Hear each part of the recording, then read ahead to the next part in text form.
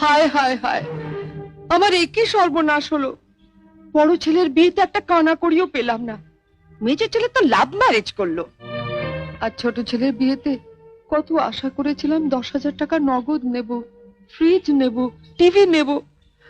আর আমার কত শখ ছিল একটু ফ্রিজের ঠান্ডা জল খাবো। ঠিক আছে, মাথা ঠান্ডা করো। নতুন বউ এসেছে, নিজের চরিত্র তুলে ধরো না।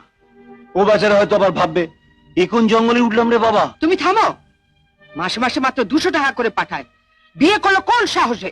আচ্ছা বাবা, তুমি বলো, আমি মাসে মাসে 200 টাকা করে পাঠাই, অথচ আমি এখানে থাকি না, খাই না। আমার রিপ্রেজেন্টেটিভ হয়ে তোমাদের ছোট বউ যদি এখানে... তুই চুপ কর। কার মেয়ে, কোন জাতের মেয়ে, কিছুই জানা নেই। আরে ওসব জেনে কি হবে? তোমাকে বিয়ে করার সময় তো আমি তিথি নক্ষত্র, চন্দ্র সূর্য দেখে এনেছিলাম। কি লাভ হয়েছে বলো?